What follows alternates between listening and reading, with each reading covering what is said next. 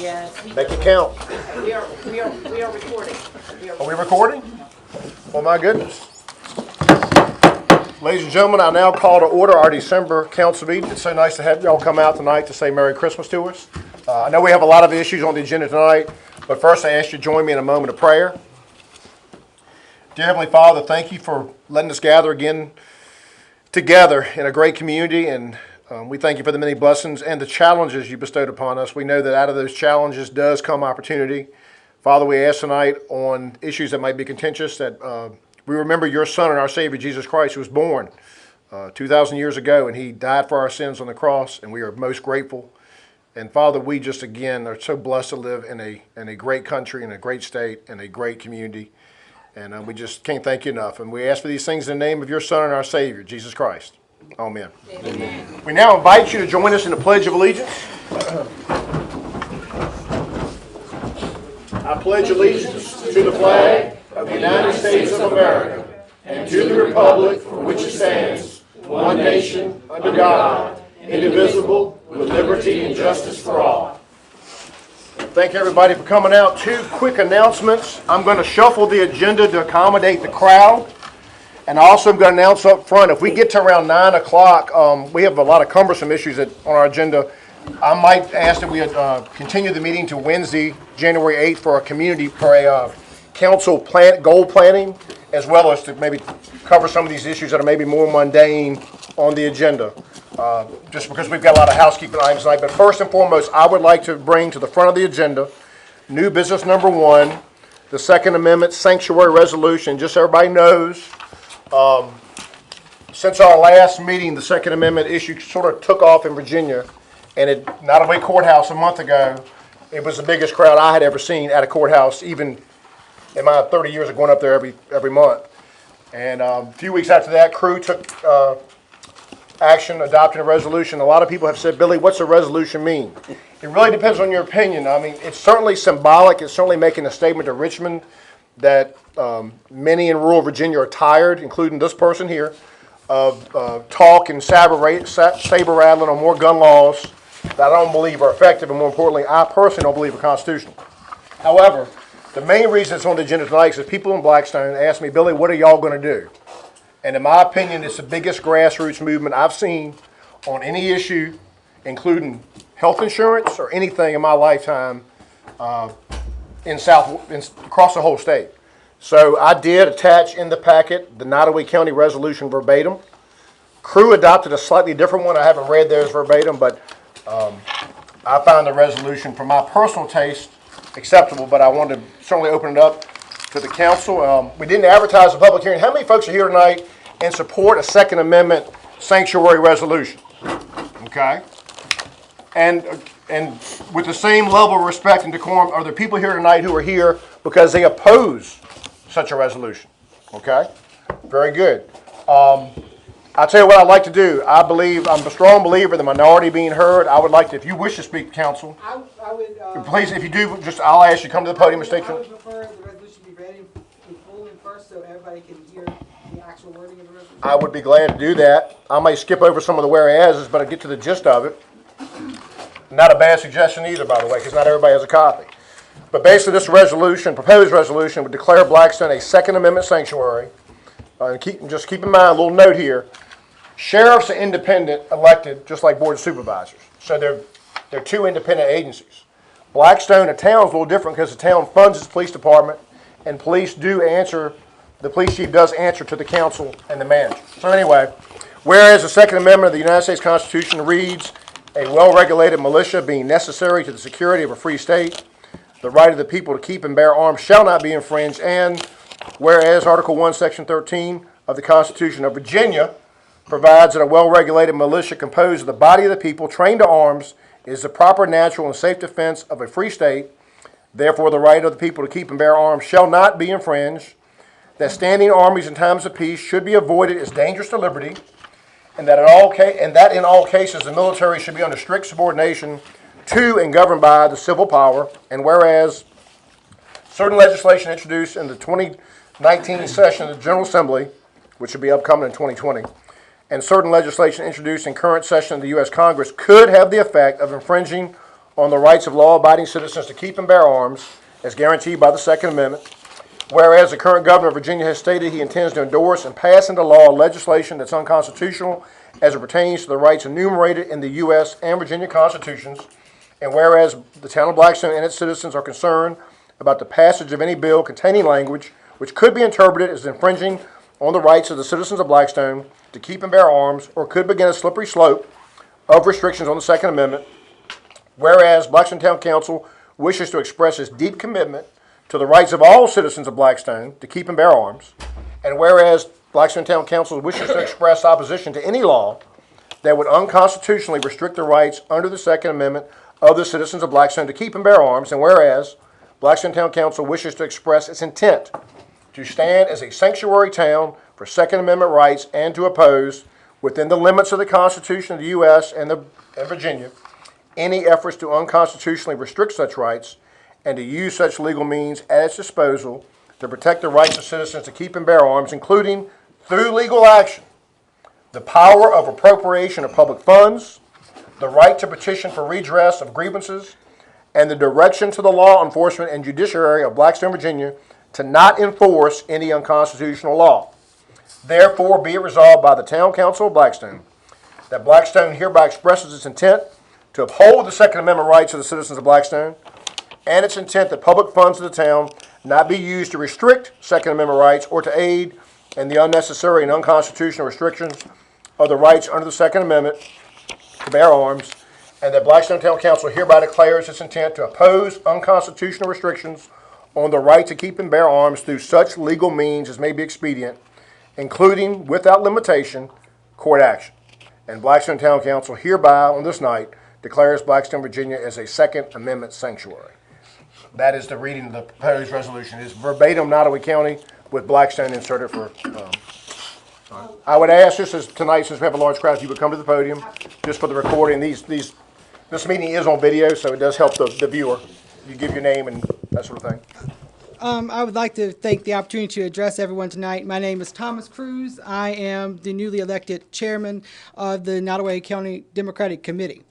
I do have some issues with the proposed resolution tonight. Mostly these are questions for the council. As the mayor said, there is some ambiguity in how this may be enforced. Obviously, I don't know if a lot of folks here understand that this is a Dillon Rule state. How does the council intend to enforce this resolution if the state, in Richmond, passes a law, it being a Dillon Rule state? I'm curious if y'all have any answers to that. I'm also curious what happens if you do enforce this law. As you know, I'm sure everyone here knows that there could be a potential loss of funds. For, as the mayor indicated, the local law enforcement is subject to the council, and there could be a potential loss of funds if the town attempts to enforce this resolution. We also do not, at this time, know exactly what is being proposed in Richmond. The new session has not come into session yet. We do not know what they're putting forward exactly. And there's, of course, all sorts of talk, some of it less helpful. Well, there have been bills filed. They've been pre-filed. There have been bills filed, but they have not gone through committee. They have not, they have not been passed. Anyone, of course, can file a bill. Right. Right now, there's a lot of ambiguity about what could be passed. I'm also very concerned what happens if the town does try to enforce this resolution. Does the town open itself up to a potential lawsuit? For example, if the town, a more expanded background check takes place, for example, and somebody with a domestic violence conviction or something like that on their record is able to evade a background check because of a loophole. What happens if they then go on to kill a significant other? Does this leave the town open to any sort of liability in terms of lawsuit? Because the victim's family could come back to the town and say, look, the person I cared about deeply is now dead, and you are responsible because you did not enforce the law. Let me pause right there. I have a quick question for the town attorney, who I often put on the spot. Don't towns have things what's called sovereign immunity, where legislation or stands they take prevent them from being sued It depends on the function that the town is performing. Okay. So there are governmental functions and proprietary functions. Right. So it does depend on Okay. what sort of function it's performing, and different iterations of the function could be different things. Understood. I just wanted to throw that out there. No, Go ahead. absolutely, absolutely. And now, could you, ma'am, could you explain, just so everyone here, 'cause I'm sure a lot of folks here don't understand what the Dillon rule is, you know, about how that works. Can you please explain it for the benefit of everyone here? What the Dillon rule says is that essentially the town derives its power from the state legislature. So if the state legislature says that a town can do something, the town can do it. So a good example of where the Dillon's rule comes into play tonight, for example, Exactly. is when we're voting on the amendments to the town charter. Because that is the town asking the state legislature for the power and authority to do something, in this case, to hold a referendum election. Right. But thank you. The issue, like I said, is issue potential lawsuit. You know, and obviously the town is right now, as we learned previously in a previous meeting, the town is in debt. You know, $10.6 million, if I'm not mistaken. You know, and I do think that if folks want to vote on this resolution and potentially put the town in jeopardy, you know, legally speaking, you know, either as a result of loss of funds, or because of lawsuits. You know, the town council owes it to the citizens of Blackstone to explain how that's going to be taken care of. You know how what taxes are going to be raised. You know, or is there going to be an increase of meals tax, for example, an increase of property tax? The town council owes the folks in Blackstone an explanation, because they're the ones who ultimately are on the hook if this happens. And How long is this gonna go? Because I want somebody from the Democratic Party to explain to us why the Constitution is being misinterpreted for us. I'm more than happy to say this. I think before you go any further, you don't really know what decision is gonna be made. And that is correct. I But do as not far know as this goes, we have a right to bear arms by the Constitution. That is correct. I pulled time in the military and in law enforcement. You're not getting mine.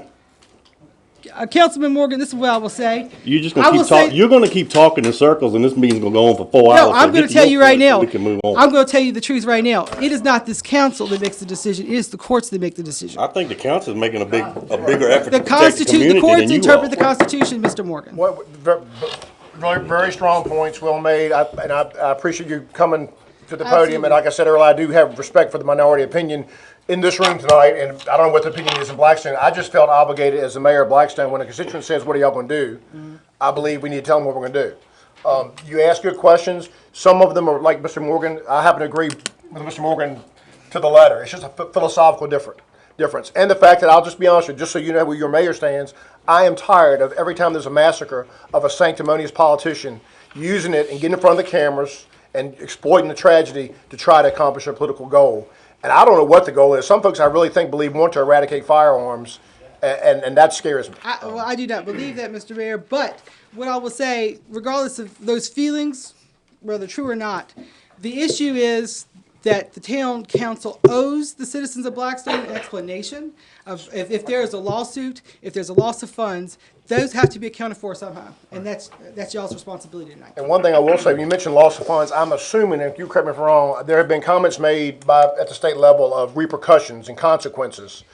If I would just tell you my personal opinion, if an official in Richmond is going to hang money over my head and expect me to act a certain way, there's not enough money in the world to make me change my philosophical view on something that's constitutional. Well, But you have a right to know where I stand as well. Absolutely. And I want to open it up to council before we hear from some other people in the public. Absolutely. Thank you so much. Thank you, Mr. Cruz. Anyone here tonight that designated speaker on behalf of the Second Amendment supporters, or the Sanctuary Declaration supporters? Saw your hand. Let's go. Let's go. Mr. Miller, you have a point you'd like to make? I was just saying, let's go ahead, Okay. 'cause All right. I make a motion that the town council of Blackstone go ahead and adopt this resolution and send it to our lawmakers in Richmond ASAP. I'll second. Mr. Morgan has second. Is any other discussion? Madam Clerk, do we agree that a roll call vote tonight starts with Mr. Wilkins, Colonel Tom? It does. Any other discussion? We'll start with Colonel Wilkinson going this way. Aye. No. Aye. No. Motion carries 5-2. Want to thank everybody for coming out, and please stick around. I'm going to also change the agenda to accommodate a request we had on the Christmas parade. As you know, we had some weather last week, and the Chamber of Commerce ended up having to cancel the parade. Walter Mack Osborne of the Armory Group, I see him in his Santa hat, has come forward to propose having a parade this coming Friday at 6. Mr. Osborne, would you like to? And there might be some questions that come up tonight about scheduling of police and Me and you too. I don't know. Mayor, Merry Christmas. Merry Christmas. Merry Christmas, everybody. All I can tell you is that watching Facebook, a lot of people seem disappointed because it wasn't a Christmas parade. I know for a fact that Santa Claus wants to come this Friday night, and he wants us to have a parade. And know that for a fact. Chamber of Commerce has already sent me their lineup. I have no idea what to do. I've never done a parade, but Bev says she has.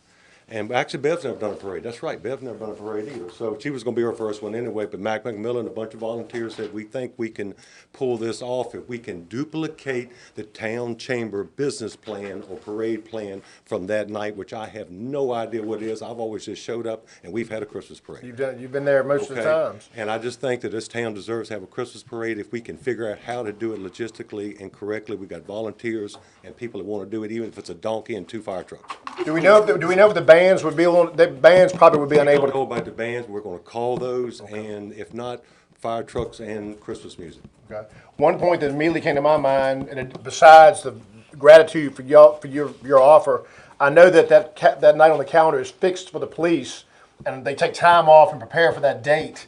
Do we know how flexible police schedules? I mean, it's the weekend before Christmas. Are they going to be in I spoke town? with Chief today, and he won't be here Friday night, and I think he hasn't scheduled everybody. He's not sure he can get the full complement of officers to block off intersections. So his main concern was there has to be a plethora of volunteers to help block off these intersections. And that would have to be confirmed, if it extends that far. I don't know how big a parade we're talking about. We're talking about doing the Blackstone Christmas parade. So, and You could. One thing I thought about is just the simplicity. You could line them up and start at the post office versus Sea Park just to cut a block of madness out. Like I know the police. It is a logistical marvel. whatever you want to do, we just want to offer a parade. We don't want to make it complicated. If it's too complicated, I'll go home. What say you, members of Simple as council? that, I okay? don't think we, as town council, can make it too complicated. It's Christmas, we need to do it. And Get it out the and if way. it takes town workers to sit at the intersections, Or volunteers. or us as council members, let's do it. All right. I mean, we shouldn't. Sounds like a motion to me, Mr. Nash. That's what this is all about. I mean, this is a community, okay? We just need to pull together and make this happen. As the email I sent to all of y'all, I said, Christmas is what really shines in Blackstone. You can wear this hat, anybody can wear this hat. Everybody needs to wear this hat that night, okay? So I make a motion that the town council allow street closure for Main Street, the typical route, Friday evening. for the Starting at parade, 6? Starting at 6 o'clock. Second.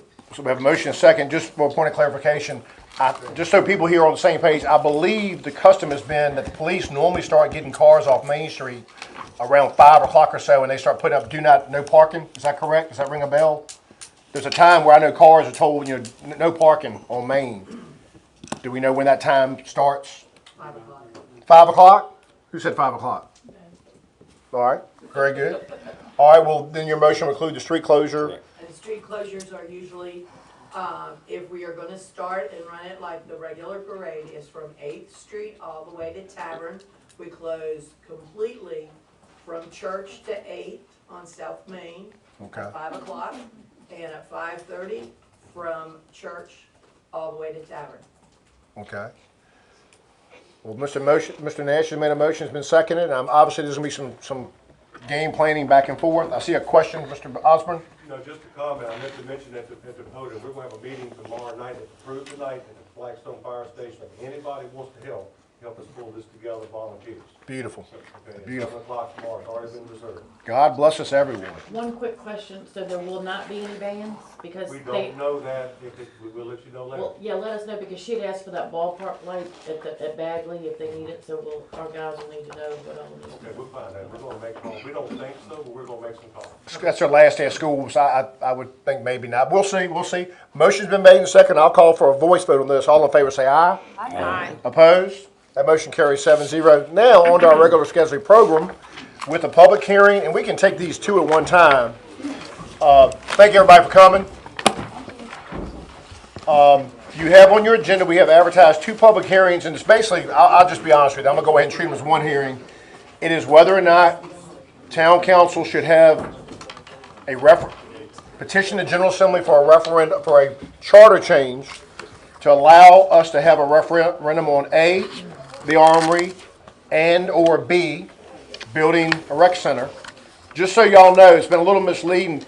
If council votes to proceed with asking the General Assembly and the General Assembly does the charter change, the earliest a referendum could be held is July of 2020, and this is the kicker.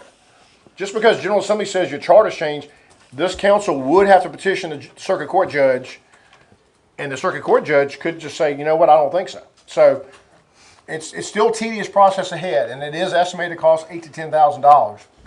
That's just, that number is from our bills when we have town elections. At this time, I will open the public hearing.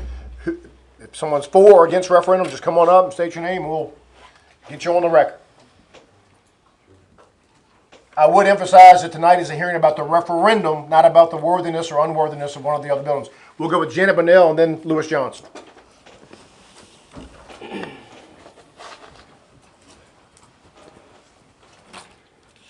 Merry Christmas. Merry Christmas. Happy New Year. All right. I believe you have before you a 2-page stapled document that the Armory Committee has given for your consideration and review. Basically, we all know Alternative 1. Billy just synopsed it for us real nicely, seeking General Assembly approval for a referendum. We've come up with the second alternative collectively that we would like for you to consider. Hire an external, and I'm going to read this for the audience if that's okay. Hire an external expert consultant to host 3 on-site community meetings, develop and conduct a survey, analyze qualitative and quantitative findings, and present to council. An expert from Virginia Tech would complete this for about $9,500 based on 5 trips here, an opening with council, 3 community hearings, and a presentation of findings. Now, I'm going to stop for a second. We think that is highly beneficial because there's conflicting information. I think council has different information at their hands as well. And I think this is a non-biased way to seek lots of opinion, lots of facts, lots of information that could help generate a more comprehensive response.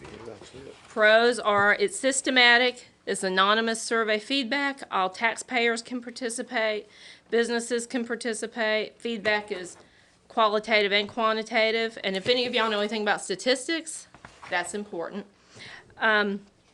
Council can give additional demographic information to help inform opinions, such as residents' age, where they live. Council would have more direct and continual input into the process. You could request additional community meetings, follow-up surveys to gain more input, more information, more gauging of how the community feels.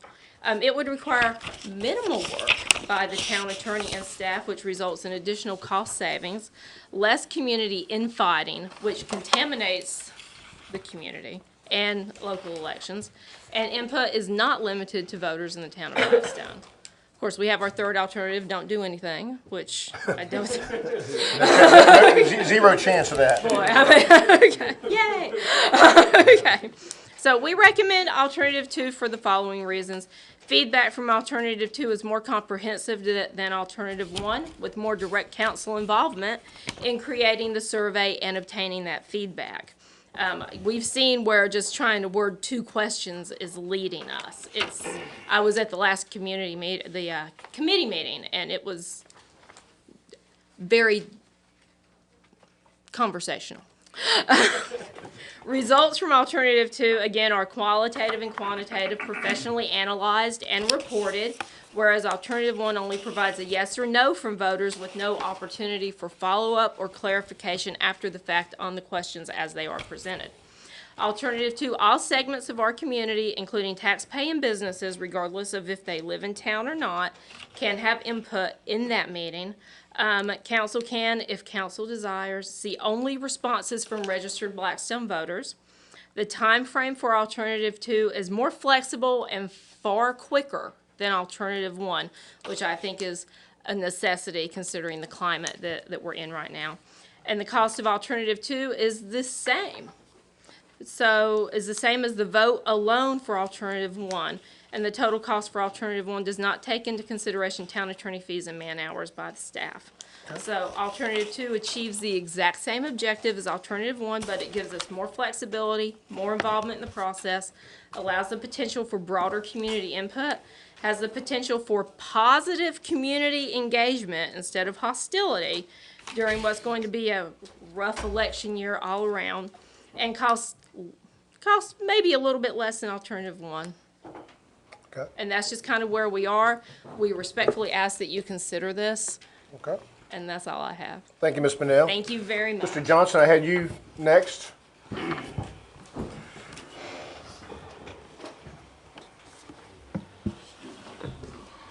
Good evening, Good everyone. evening. First of all, I'd like to thank town council members that came and participated in my walk against racism. Thank you all for showing up and supporting me on that. I really do appreciate that. On this red minimum thing, we got to be fair about it, as far as what the price gonna cost for the community center. Nobody have an idea what it's gonna cost. So therefore, we gotta get a consultant to tell us what will be the actual price. We can't go out there and say $6 million and it's not costing $6 million, because that's not fair. If you can put $6 million on the ballot, it got to be, that's what it's gonna cost. Agree with that. And then I think that we got to reach out to the Nottaway school board members and the board of supervisors on those power for the community center recreation power. Because if we're talking about a Olympia-sized swimming pool, that's gonna benefit the kids at the high school. Because we could have a swim team like Prince Edward does. Prince Edward has a swim team? Yes. Did not know that. Okay. So that could benefit us and the school just as well as gonna benefit the citizens of Blackstone. So I will be meeting with those people starting next month and get a feedback. Because it's very important, if we can get the county to come involved, and there's less money for the town. And just one thing I want to stress, I know people think we're trying to rush this, which a lot of people would laugh when I say that. We're just, if council moves forward tonight, it's possible council does seek permission for the charter change. That does not mean, if the General Assembly grants our request, which has to be gotten in pretty quick, we may not add petition to judge because of the situations you're bringing, because we really don't have a good estimate on what one might consider a realistic size, pool. We've taken the Army, which is 16,000 square feet or whatever, and kind of thrown it in there. So I do think we need to compare apples to apples. So I agree with that. But I don't want anybody to think that just because council might tonight vote to pursue the charter change does not mean there's a step two that has to take place after July 1st. And let's make this clear. This ain't about what Peanut or little Louis Johnson want. I got a swimming pool at home with a nice deck around it. So this is not benefiting me. I'm doing it for the citizens that have been coming and complaining what they want. That's what I'm fighting for. I don't walk, I don't jog, so I don't need an indoor track. I drive everywhere I go. So I'm fighting for the citizens. Because every time you read the paper, it say Peanut, it make people think that it's what I want. But you are the out front person, Right. but you are correct. Everyone knows you're doing this Right, for sure. so I just wanted to get that straight, because some people don't ask you, do I have a swimming pool? I'm quite sure. I would tell them it's one of the nicest pools I've been in around here. But just give me, I hope we don't rush through this thing. We need to take our time. Like you said, we do need a consultant to come and do things. But we need to take our time with this. On the questions, that the council, if the council does, just to be able to do a referendum, this council will have to act tonight. But like you say, there's several months, 6 months or more, to draft the questions, to petition the judge. Am I right? Because we can't send a note to Judge Seller going, hey, we think the General Assembly's going to do a charter change. He's not going to read a letter from us until after July 1st, 2020, which is painful for those of us who are eager for action. Because this is a no win-win situation for nobody. I mean, because somebody going to end up losing. It's going to be a winner and a loser. Or both of us could Or end up both. losing. You know, I just wish we could have got together when we had our meeting and stuck to our guns, what we said we were going to do when we had that meeting. But we let a word and a different sentence just through everything. Because I feel like if we came together with the Army and my peoples, and we said that we were going to do the thing together, it would have worked.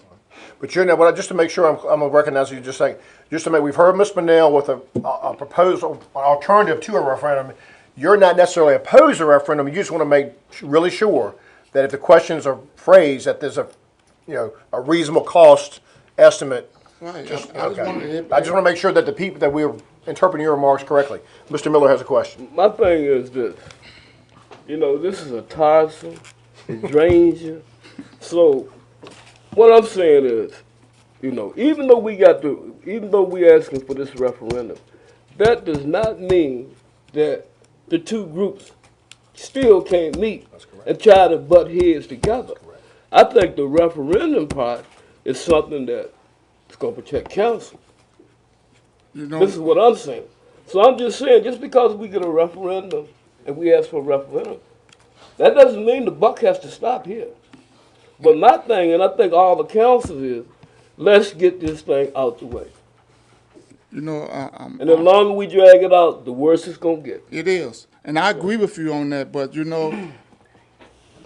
I learned something that night we had that meeting, because I sent out some emails and requested when they speak that night, they make sure that they mention that the swimming pool will be added to the armory part, and it will be done the same time as you start renovation the armory. Nobody want to agree with that part. And Tom, during that meeting that night, Tom made he brought a thing to the floor. Let's go ahead and continue with the armory now. Let's vote on it. If he would have voted on that, and y'all would have agreed on that, my meeting with the armory people wouldn't have meant nothing, because they would have left me out.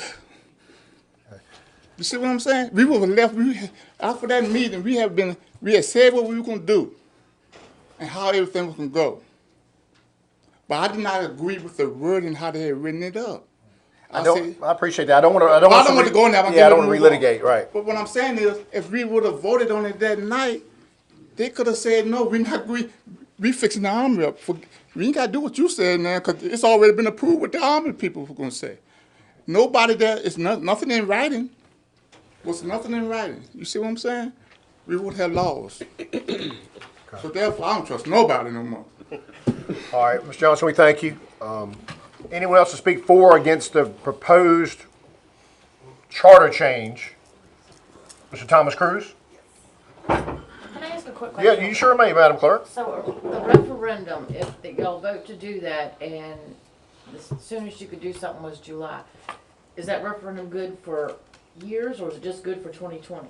It's just good for, there's an actual time limit It in is. the code section, but I wanna say like a year. Okay. Sounds right, I don't know. I'm pretty sure you're right. Okay. But great question. Mr. Cruz? Yes, Let's say, everyone will be speaking, we can just kind of be a little quicker and brief. Absolutely, this will be Yeah. very brief. I'm not rising to oppose or support. I just want the council to operate on full information. I understand that y'all would have liked to have gained access to the voter files to know who was registered in Blackstone as a voter. I realize y'all were denied by the general registrar. I just want y'all to understand that you can gain access to those voter files, but you get them through the State Board of Elections. So if y'all would like to pursue a different avenue, I just want y'all to operate with the full amount of information. And the reason, you were exactly right, the reason that's going to be troublesome is that the Attorney General is saying, whoa, here now, Blackstone, if you're trying to do a survey but look at all the registered voters Yeah. list, sounds like you're trying to have a little sneaky referendum. Backdoor, yes, exactly. Right, Yeah. right. But I just wanted the town council to Excellent point. understand. Yeah. Excellent point. We thank you, Mr. Cruz. Anyone else on these proposed requests to have the charter change that would allow a future referendum? I'm going to close the public hearing. Members of council, what's your pleasure?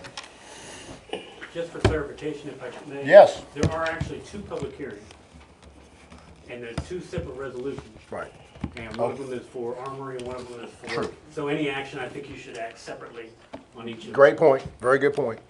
I think this guy, y'all correct me if I'm wrong, I think the folks I sit up here with, if you're going to go through a referendum, I think you want two questions on there. Yeah. But anyway, the floor is y'all's. What, is there a motion or comment?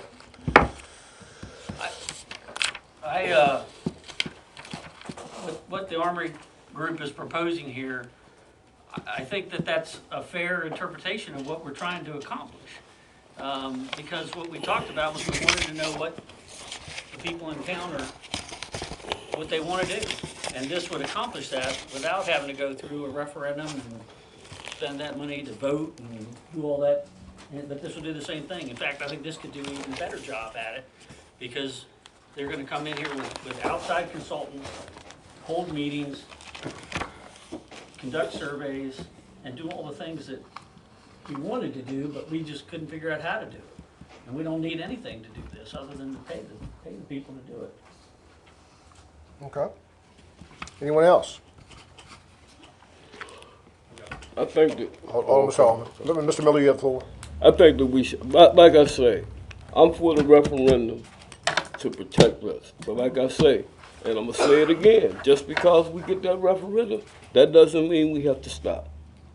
You mean just because we get permission to do the referendum? Right. Yeah, I would say if y'all go through the agony of a referendum and the potential divisiveness that Ms. Spinell spoke of, and it is non-binding, we sort of had a, ladies and gentlemen, agreement where if you go through the trouble of the referendum and it's 100 to 98 in one way or the other, I think this council has, at least on prior comments, indicated you're going to go with the winning side. That's, of course, you don't have to, but I just want everybody to know that, you know, it's a non-binding referendum. Even that which we're that's being proposed tonight is non-binding, as would be Ms. Spinell's proposal. That's also non-binding. I saw Mr. Jacob Allman. Does filing for the referendum, just to do it, does that cost anything if you decide that you file for it, you get approved, and then you decide, okay, we're gonna go with option 2? Just legal fees. Just legal fees? Just legal fees. You don't engage, you don't incur the $10,000 till you have the full-fledged referendum day, which requires in Blackstone 5 voting precincts, just like you would in a town council election. I see one more. Hey, yes, Ms. Bonnell, then we're going to have either a motion or move on to the next agenda. Absolutely. Mr. Miller has stated twice that council needs protecting. I fail to understand why the people we have elected to represent us and vote based on the will of the people needs to be protected from voting that way. I would just like some clarification on that. But my clarification is this. In my ward, I can't go back to my ward and say, okay, I voted for the armory. Because I said I didn't think taxpayer money should pay for it. I never said I didn't support it. I just said taxpayers' money. I feel that any time that we're using the town's money for anything, I feel, and you're talking about millions of dollars, I think the citizens should be aware, regardless if you get the community center or whatever you getting. I agree, but why do you need protecting from that? Why, I mean. Because I want to be able to say, you had a voice in this. 10 years down the road, you know, when you incur all these expenses, you know, I want to say, well, when you start coming to me saying, well, look at the expense, I said, but didn't you have some input into that? I think you're saying you just want something to hang your hat on. Right. An opinion to. Yeah, right. Protection may be a strong word. Protection indicates you're worried about the angry mob coming to get you. But That is the way I interpret it. right, I'm a big believer in what Colonel Thomas said many times. I'm a big believer that, you know, we sit up here, we run every 4 years, and we make the tough decisions. I will say, if there was ever an issue that was worthy of at least talking about a referendum, it is this one. And you're talking to someone that has been a strong Army supporter and still is. But folks, it's worn even me down. Fatigue makes cowards out of men. And maybe Is there any guarantee if we look at alternative 2 and go through all this trouble, we won't be back looking for a referendum again? You know, I hate to say this, I really do. And I know a lot of people are going to say I'm crazy.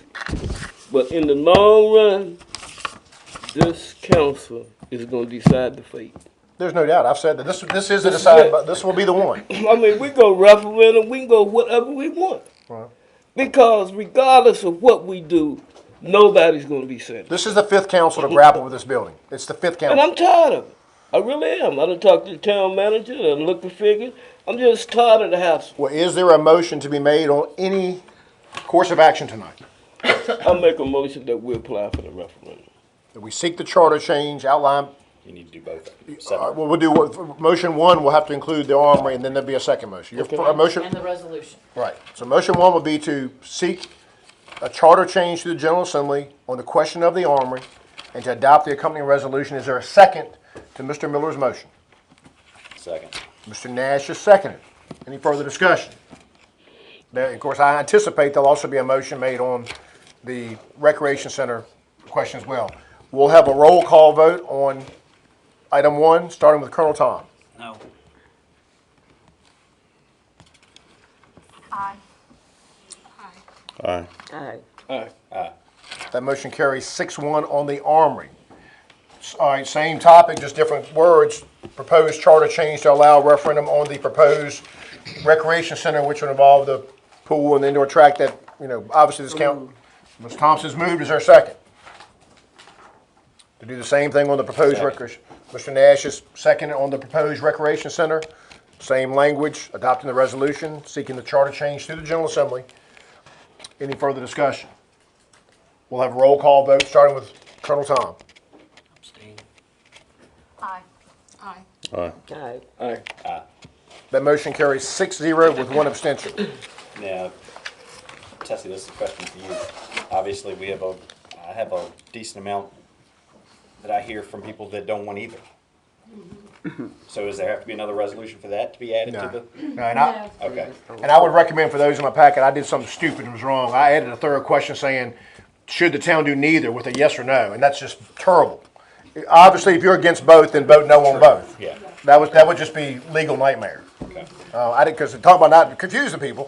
Just want to give the equal opportunity to everyone. Yeah, absolutely. All right. If we're going through this. Very briefly, Yes. one thing I did want to say, this was an issue at the committee meeting, and there is a statute regarding the distribution of information for referendum elections. So just if you all would keep in mind that there is authority to distribute a very brief explanation with the referendum question at the elections, and that's in the Virginia State Code. In fact, that's done a lot of times when you vote on yes or no on stated questions. You can go to the State Board of Election website, whatever, and it'll say, this is what yes means. Yeah. And so that would be very important to all parties. Very good point, Madam Counselor. Any further thing else? We've got minutes to approve on the next, and then we'll get into delegations to the public. Any further questions? Before Tessie leaves, I just wanted to give you one heads up on a separate matter. The enforcement of gaming devices outside of the specialized business district will start tomorrow. I think Tessie and I share some concerns simply because we don't know what the General Assembly is going to do and what challenges may come up. But heads up in case you get contacted by a merchant or a local business person here, but we'll be notifying them beginning tomorrow that the gaming machines that are not located in the specialized business district are not deemed legal by the town of Blackstone by zoning. And they have to be approved. They not only can they only be in the specialized business district, they must be in that district only with approval of this council. So how many are players vapors allowed beside Food And Lion? then the second one, I don't know the name that's. I'll talk about Food Lion. Marcus? MVP game. Mark said, Yeah. it was a Fall MVP. Street. MVP. Hall Street LLC. MVP gaming is what he was gonna call it. What is it? MVP. MVP. MVP game. So those are the only two that are allowed in town. If And they're all over town. oh gosh, they're everywhere. If a merchant comes up and complains though about us asking them to unhook their machines, just like right now, we don't allow adult film stores anywhere in town except for where? In this specialized. It'd be just like going to a junk car I mean, person. It's legal in the state of Virginia, yes, but in our code, it's only in a specific district. So, I mean, I think we need to stick by our code. Our code means nothing if we don't abide by it. Agreed. We'll begin the process tomorrow. We have draft letters. Are we sending the clerk out with that, with body armor or what? I will have a armed and uniformed officer. All right, very So good. what do? You just go into the place of business and As a courtesy, I'll speak with them first instead of an enforcement letter. I think which would be probably incite some unhappiness. Business owners will hand them a form letter. It won't necessarily just describe the town zoning ordinance. It'll describe the locations where they're permissible and that sort of thing. And give them out in a couple weeks. And if they say they need to be removed immediately, and in a couple weeks if they're not gone, then we'll begin the process of taking a. Let's not drag our feet just because I think when it's a code, we need to enforce it. So let's give them 2 weeks. I mean, I even think less than that, but just to be on the side of caution, give them 2 weeks, you're done. I mean, no more. We are requiring them to remove them, not just unplug them. Correct, yeah, because they can always. That's a good question, Colonel Tom. you know, there might be a problem because I tell you why. I go up home on Route 20, and it's a gas station that's got a whole line of them, and the sign has been on them for the last 3 weeks, but they still in the store. But they may have different zoning than we have. I'm just saying, if they declared them illegal, but they haven't been picking them up. Right. Right. Well, one thing's gonna happen, folks, is the General Assembly's gonna take action for one simple reason. It's cutting into lottery profits. It's cutting into the lottery. Thank you for that announcement. That's very important. The public, No matter what, I mean, we need to. the public has been duly notified, and tomorrow, so will the merchants. Members of council, moving on, you have your minutes from our regular council meeting of November 18th. Move to approve as presented. Second. Motion been made and second. I want to commend our clerk who turned them out very quickly after the video went down the sound went down last month. All in favor say aye. Aye. Opposed? The ayes have it. We have one scheduled visitor. We have Daphne Cole who signed up to speak. She spoke last month on stormwater monitoring. I don't see Ms. Cole. Anyone else under citizens visitors? I see Mr. Lewis Johnson who needs no introduction. You're coming up two for two tonight already. It's not even 8. Yeah, I don't think you would like this one too good. Oh, we love everything. It's Christmas. It's Christmas. It's Christmas. You know, well, I feel like Blackstone should not be in the I need to ask her for in the business of loaning out money to town employees. I understand that sometimes people have hard times in life, but when the town is using taxpayer money to loan out to an employee, that's a no-no, in my opinion. How can you use our money to help pay another person's bills? And it didn't even get approved through council. That's not true. I do remember, without naming it, we need to be very careful. I do recall one episode. Well, I know one on was. 7 years ago or so. Two loans have been made and both were approved by council. That's a fact. Okay, well, regardless, it shouldn't happen. When can we use taxpayer money to start loaning to citizens or even employees? He's still a citizen. The same way we helped out a community center and loaned money. So not loaned, but gave money to pay for a light bill. We try to help. I understand you're trying to help, but what I'm leading to is this money that was loaned out to this person, he took a long time paying it back or whatever. So in a sense, this person got terminated. First off, he was said that he's not trustworthy. Didn't this individual leave on their own? I'm just going on. We got to be very careful here, but that's okay. I'm going on because, that's why I say we need to get everybody that's involved in that meeting together so you can hear the truth from everybody. Because there's 3 sides to a story. Well, I think what should happen. But right now, I think I got the floor. Let Mr. Johnson finish. Then Mr. Johnson. I got the floor. And this right here is showing that it has a problem. Okay, then we say this person is not a good worker. He got a lot of stuff in his files. Okay, now this person been working for the town for a lot of years. He done had 3 full-time jobs. He came back to the town and worked part-time. If he is that bad of a worker, why do you hire him again 3 times? If this person is that bad of a worker and his files is that bad, why did you hire him back 3 times? I mean, let me just point of order real quick. I'm gonna let Mr. Miller and then Mr. Bernard back. Mr. Johnson is mentioning one episode I do recall vividly, and I'm gonna take the town manager at his word.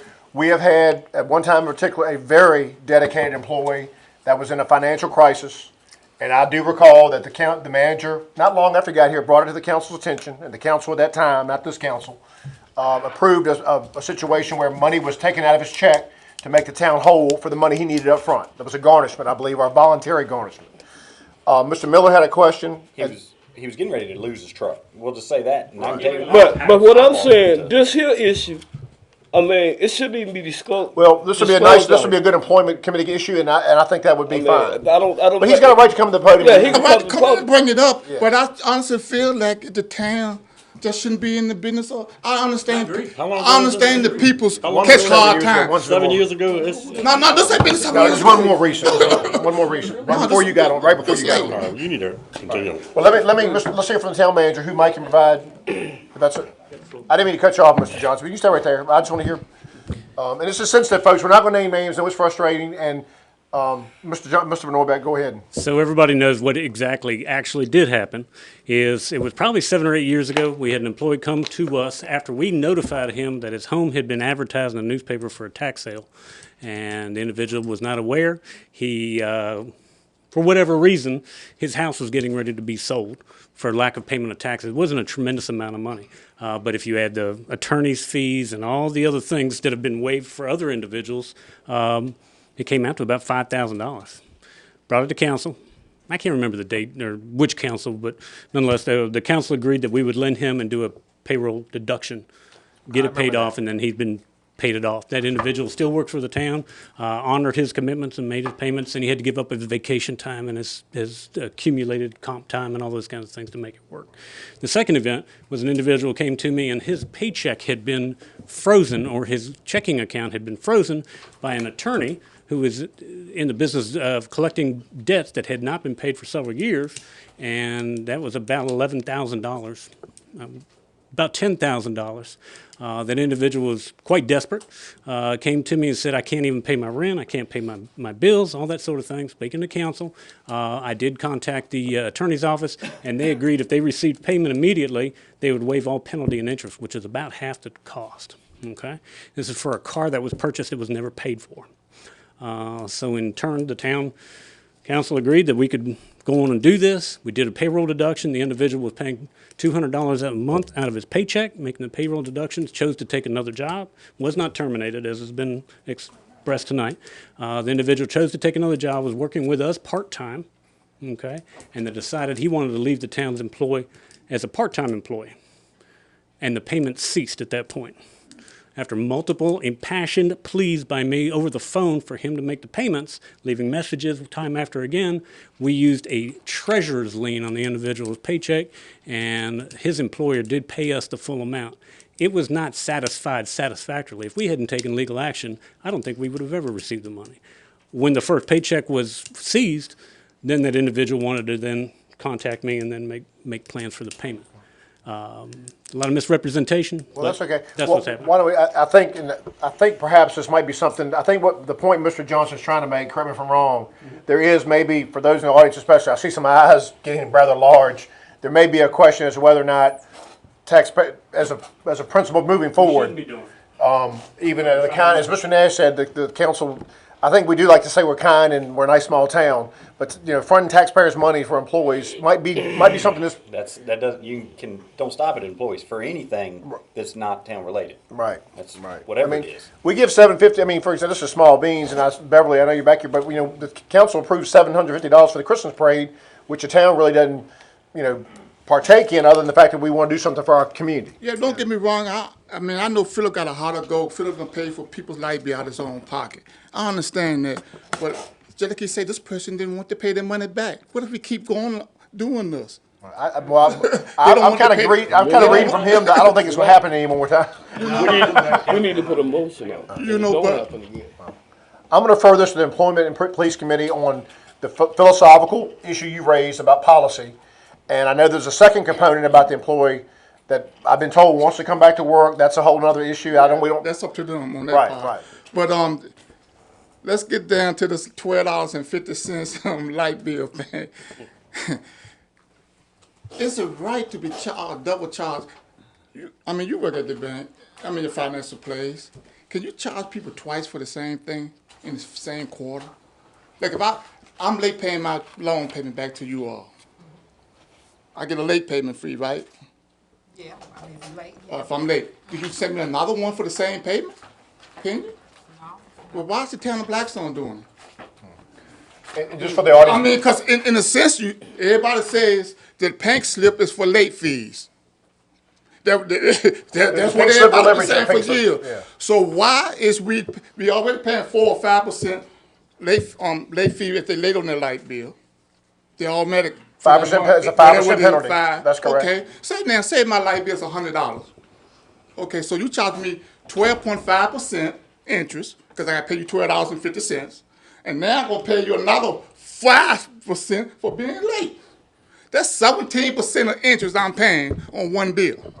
If you look at it that way, that's exactly what it is. And just to let you know, Mr. John, and the audience, I did write the council a letter which went out last week suggesting for them to consider either eliminating the $12.50 charge or keeping it, but setting those profits aside into what could become a rate stabilization fund. That means if we get some more increases from Dominion over time, we could build some, can maybe not have to raise rates. If they got a 4% coming down the pike, we only have to raise 2%. But that's a just policy decision for the council. I'm going to refer, Mr. Johnson, I'm going to refer this to the Health and Ordinance Committee to take up as soon as possible on whether or not to continue the $12.50. But I want to know it's illegal to get charged for the same thing twice. Whatever's in the current ordinance is legal. Because in the sense that ordinance right there was written by Mr. The last town manager before. That was long before. Long before. For him, I told him that 12 was 25. I told him the $25 thing. Probably in 1970. Yeah, and that if a person is having a hard time paying the regular fee, now you actually add more money to it. They haven't changed nothing. The both points you raised tonight on the philosophical question as to whether or not to front employees' money, as well as the philosophical question as to charge late payers, twice. And I'll just say everybody in the audience, I've heard a lot of y'all come to me and say, Billy, they're late. They need to be punished. I said, folks, most of the late payers, not all, but most, are the low to moderate income people. So I'm going to order that to the Health and Ordinance Committee, and I'm going to order to the Employment Committee the question of future loans to employees. And how's that? And just one other thing, another bill y'all get, you see on your light bill, y'all see the FA, fuel adjustment. Just for historical reference, this town, until 2004, absorbed the fuel adjustment charge. Well, guess what happened one year? John Hill, your predecessor, noticed 1 year went by and the town ate the fuel adjustment for a year. And guess what it cost the town of Blackstone? $272,000. Because the town at that time was not paying attention to the rising cost of fuel. 1 year, that's $250,000. Well, could that money be set aside? Yes. That I'm talking about that comes roughly to $40,000 a year. Set aside so when the time to raise light bill up, you could use that money right there that you was accumulating every month or every year to offset the cost of the light bill going up. Sure you can. That's a question I'm going to refer to the Health and Ordinance Committee. I like that idea personally. Would that be called a rate stabilization fund? Okay. Mr. Johnson, we thank you. Thank you. Who else tonight under visitors? I see Ms. Janet Bonnell. I just have a question for the floor. I don't want to walk back. Okay. What is Dominion's late fee charge? I'm just curious for comparison. Anyone Meaning know? for what? Well, she wants to know what does Dominion charge late fees? For other localities, what is their That's something we need to find out. If we don't know the answer now. Of Southside Electric and Dominion. Southside is 5% and a $25 late fee. Thank you. 5% plus 25. So in Blackstone, it's 5% plus $12.50. It used to be 25 at one time. I'm sure they have all this information because it's been asked Yeah. times before, so she can provide it to the committee, I'm sure. Thank you so much. Anyone else under visitors? We have a fire chief here, and there's also a second opportunity to speak. Chief Tomer, you have a short and sweet report tonight, looks like in your packet. Yes, very short. Enjoyed seeing y'all with Santa yesterday. Figured I messed up somehow, but really the big thing on the packet is I'm expecting the FEMA grant to open up anytime, and I'd like permission to go ahead and continue to pursue an aerial truck on that grant. I'd entertain a motion by council. So moved. Second. Ms. Thompson has seconded Mr. Nash's motion. Because it could exceed over $10,000 in local match, I'll have a roll call vote, starting with Colonel Wilkinson.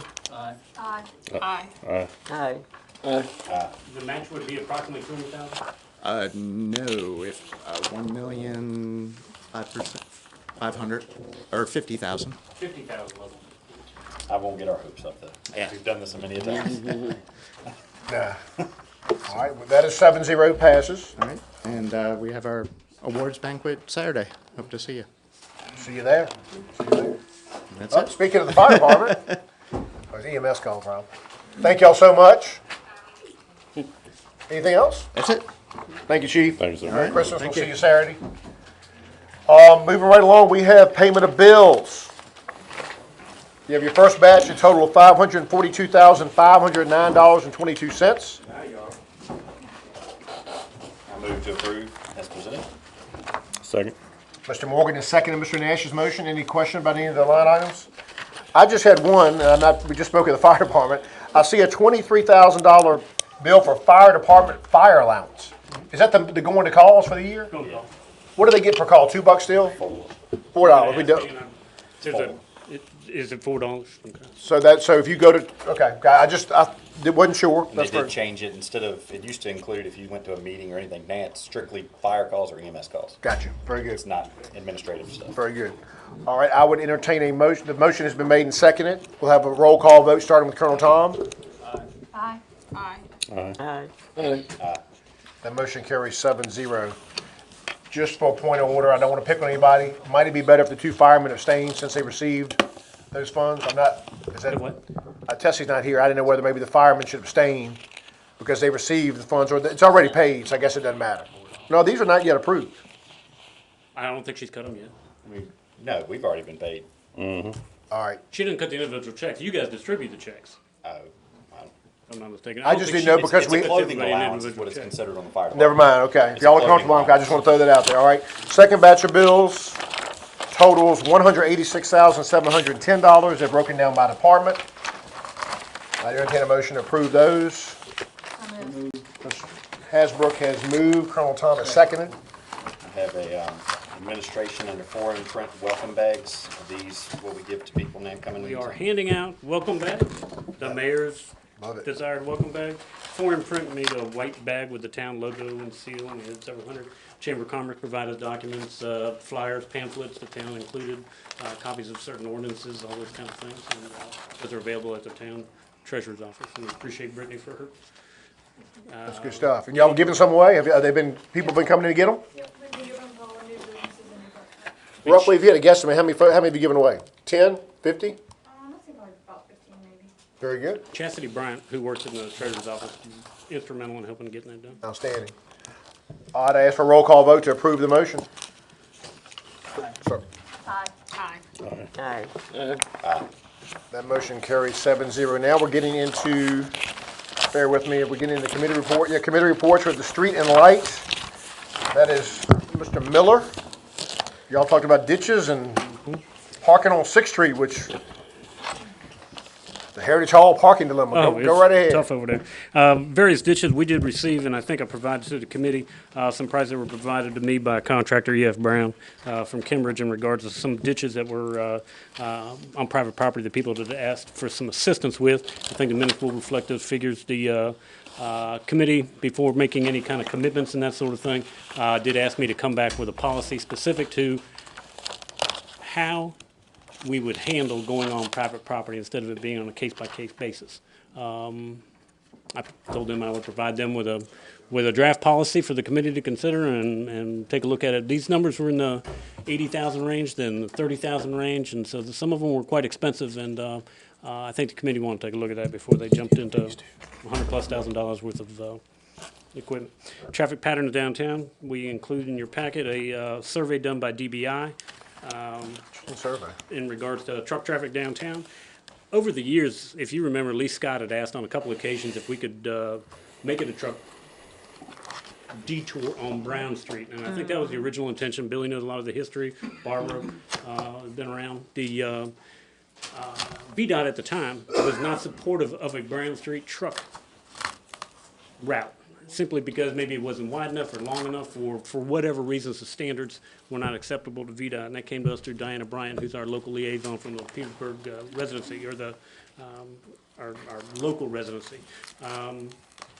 In order to put it to bed once and for all, if you remember, same thing was how do we enforce traffic under 25 miles an hour? And the state code had a specific answer, because we always thought you can't write a ticket under 25, but you can if you have a traffic engineer look at a particular street, and Pickett Court was the one in question then, and give us a response, and we did lower the speed limit, and it's an enforceable speed limit at Pickett Court of 15.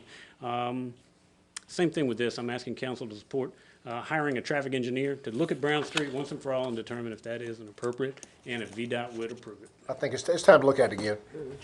Yeah, I entertain a motion to that effect. Colonel Tom? I'll give Colonel Tom the motion, Barbara Thompson second. I would ask this, could we also include, if it's no problem, in addition to talking to VDOT and Advertise RP, maybe talk to some, include some merchants, and I'd even, Dunk Quick was on council. And he has a lot of knowledge of the history of that, and also teaches truck drivers. I think everything you said was right, but I want to commend DBI.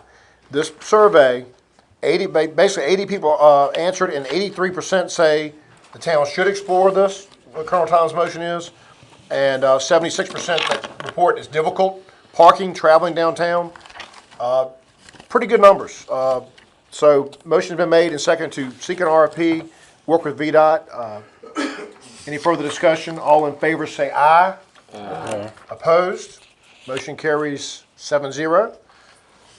Next item is Bird Road ditch. If you're familiar where the culvert was put in on Bird Road. Oh, yeah. 10 plus years ago. There've been several trees that have been blown over during the course of the past 10 years in that ditch line in the front of the home that's owned by the Daltons.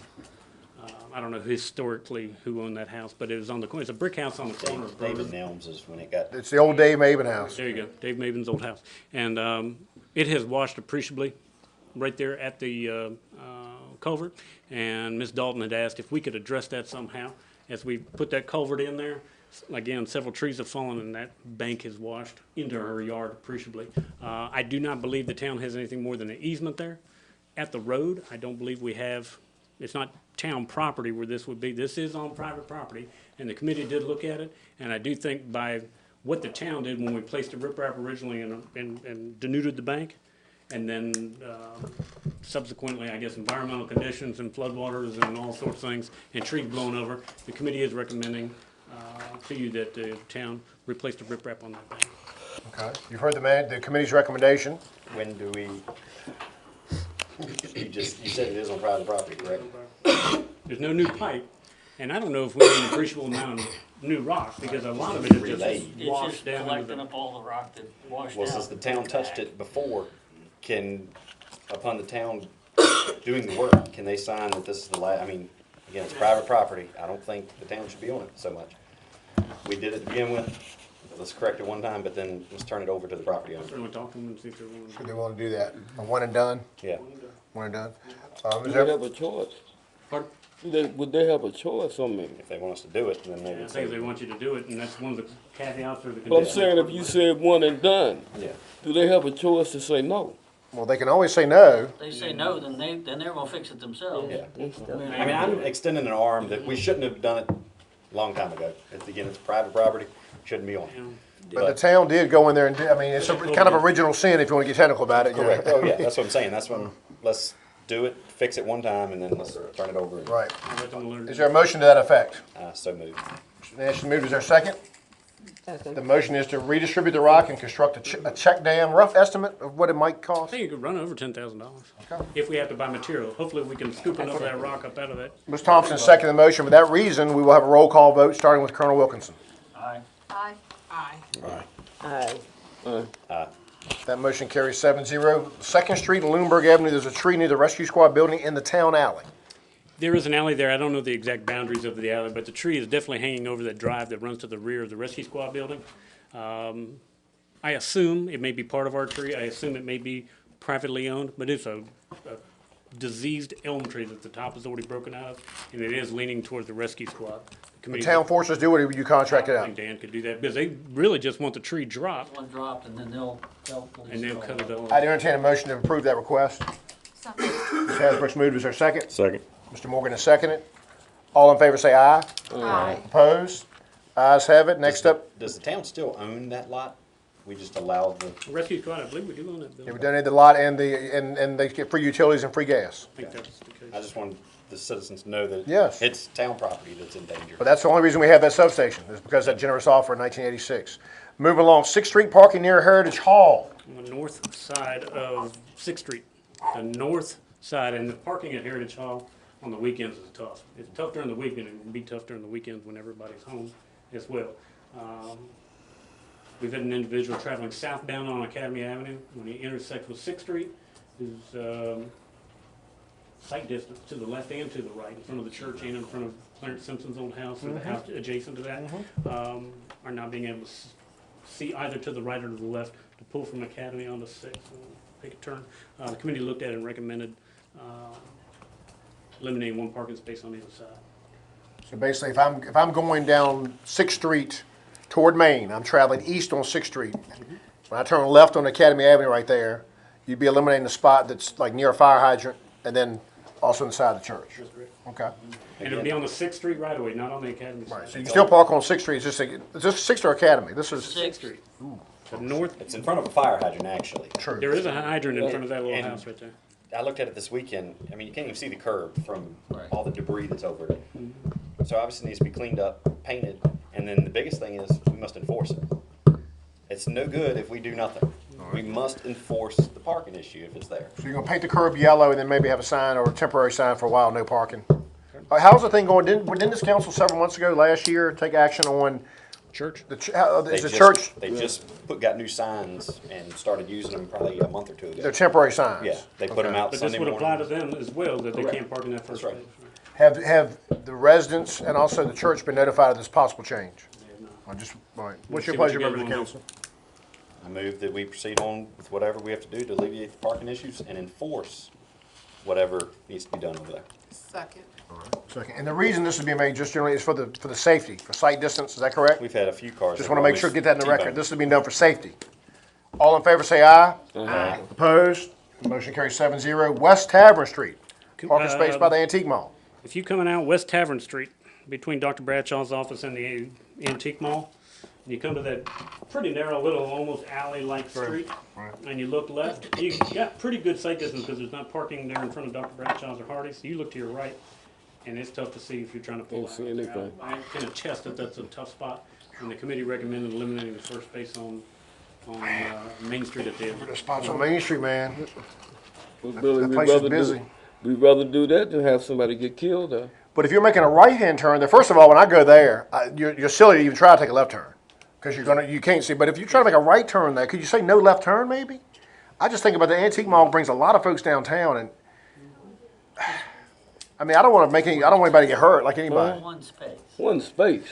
If it's one space in front of your business, but I'm telling you, it's a different ballgame. But Like, in defense of the mayor's comments, next month you're gonna